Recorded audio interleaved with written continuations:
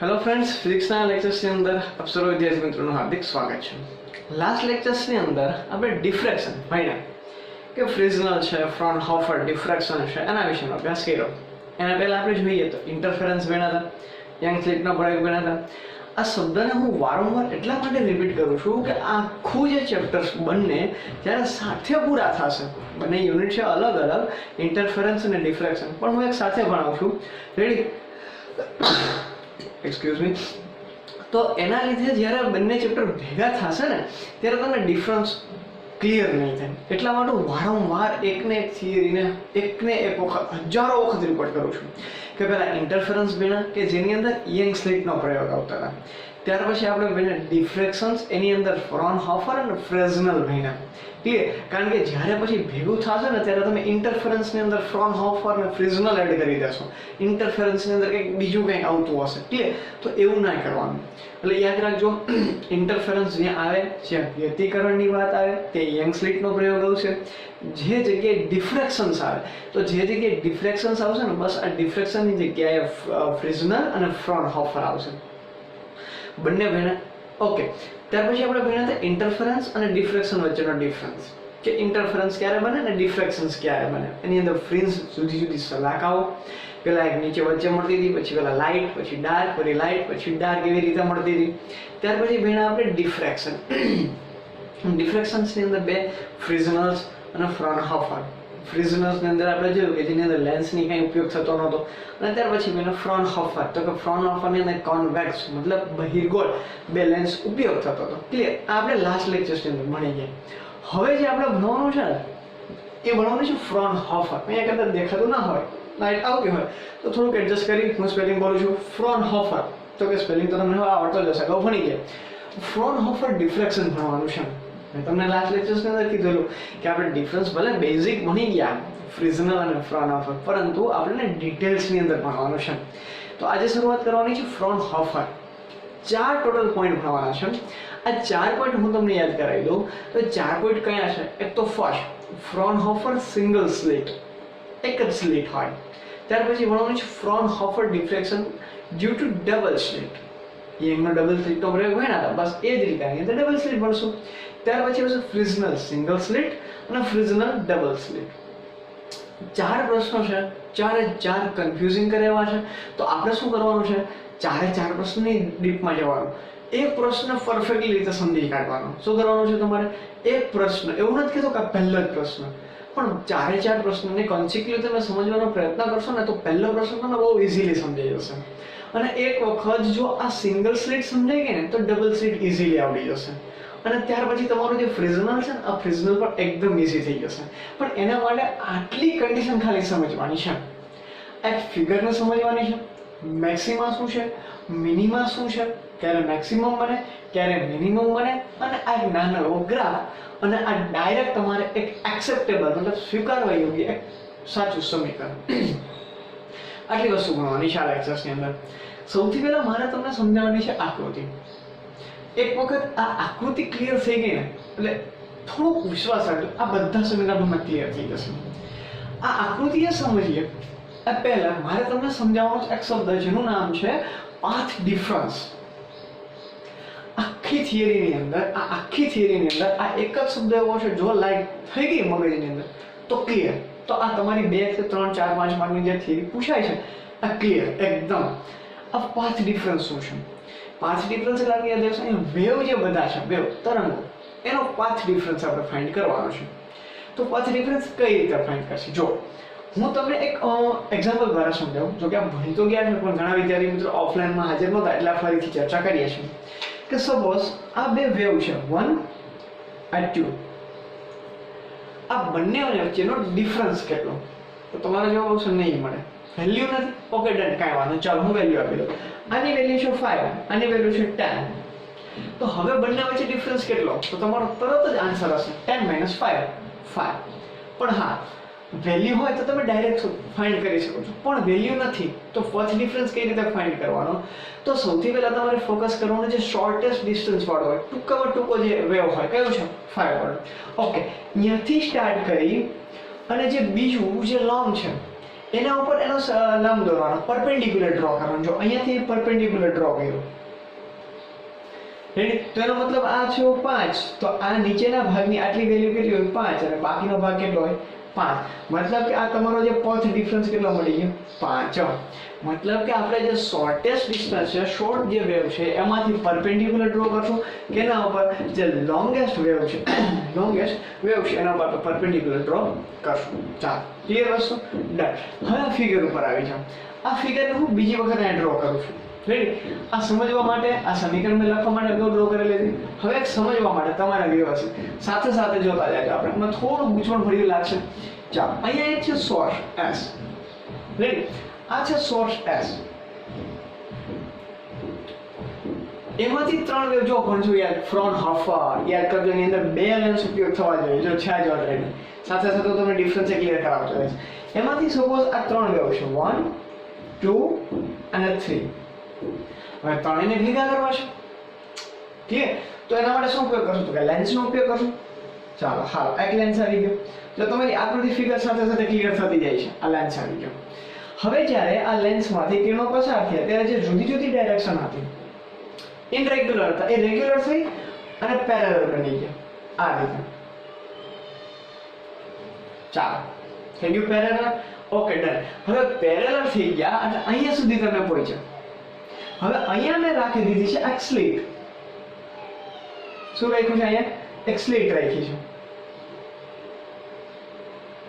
હાલ, આ સ્લીટ રાખી દીધી. હવે જ્યારે આ વેવ આ સ્લીટમાંથી પસાર થશે, થ્રુ આઉટ થશે, યાદ રાખજો આ જે સ્લીટ છે, સ્લીટ એનું ડિસ્ટન્સ આપણે a જેટલું રાખ્યું છે. કેટલું ડિસ્ટન્સ? તમારે કે વિડ્થ કહેવાય. કેટલી રાખી છે? a, જે મેં તમને ફિગરની અંદર ડ્રો કરીને બતાવી છે. ક્લિયર? હવે મેં તમને કીધું થયું એ થશે એટલે અમુક જે થોડા ઘણા વેવ છે, જો બધાની 100% ઇન્ટેન્સિટી હોય, તીવ્રતા હોય, તો 80% સીધે સીધી થાય, 20% શું થઈ જાય? ડિફ્રેક્શન થઈ જાય. ક્લિયર? એ રીતે. તો એમાંથી સપોઝ 80% જે કિરણો જે છે, વેવ છે, એ આ રીતે નીકળી જાય. હવે આને ભેગા કરવા છે, અહીંયા આપણે મોટો શું રાખી દીધું છે? લેન્સ. તો હવે આ બધા ભેગા થશે એક પોઈન્ટ પાસે, જેના નામ આપી દઈએ આ P પોઈન્ટ પાસે ભેગા થયા. એટલે એક ફિગર તમારી ક્લિયર થઈ ગઈ, આ P પોઈન્ટ પડી. હવે પણ બધી ઇન્ટેન્સિટી સીધા માર્ગે પેરેલલ ક્લિયર માર્ગે ગતિ કરવાની જગ્યાએ અમુક થોડું ઘણું શું થઈ જશે? ડિફ્રેક્શન થશે.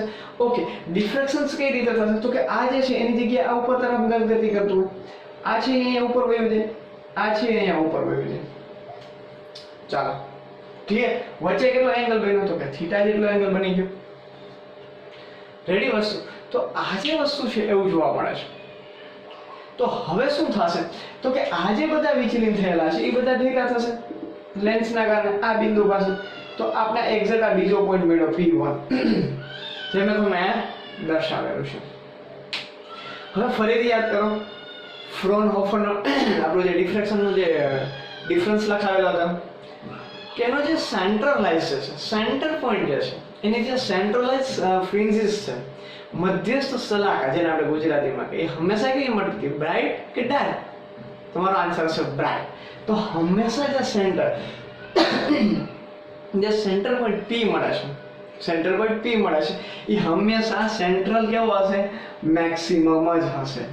ચાલો, આ પહેલી વસ્તુ તમારી ક્લિયર થઈ ગઈ હોય.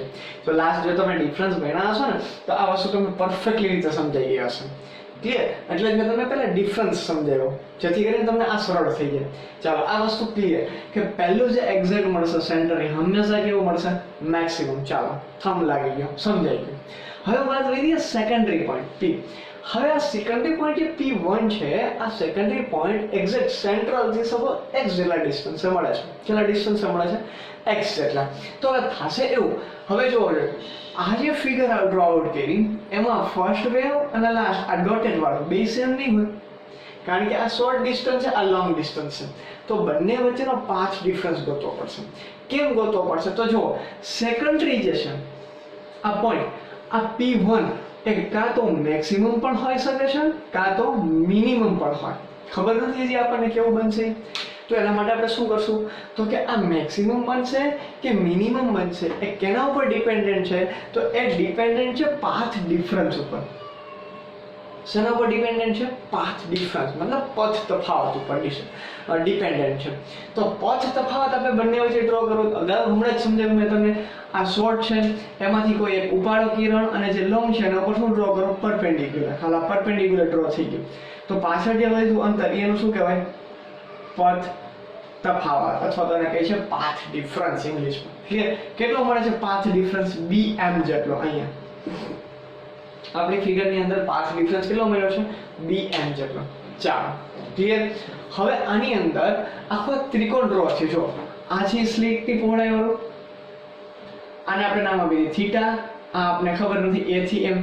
તો આની અંદર જો આપણે sin થીટા લગાવીએ, શું લગાવી? sin theta. તો sin થીટા બરાબર સામેની બાજુ. સામેની બાજુ એટલે કયું હશે? bm છેદમાં કર્ણ. જો આ કાટખૂણો હોય તો આ કાટખૂણો થાય, અને કાટખૂણાની સામેની બાજુ શું હોય? કર્ણ હોય. તો સામેની બાજુ કેટલી આવી છે? a.